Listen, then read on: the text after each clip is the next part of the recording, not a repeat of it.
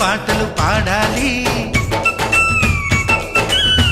చుట్టాలు పక్కాలొచ్చి కమ్మని విందులు చెయ్యాలి. చూసేటి ఊరు వాడ మనసారా దీవించాలి. నలుగురు కలిసి చేతులు కలిపి మన కలలన్నీ పండించాలి. ఒక చోట పుట్టని కోడళ్ళు అయ్యారు అమ్మకే కూతుళ్ళు. త్వరలో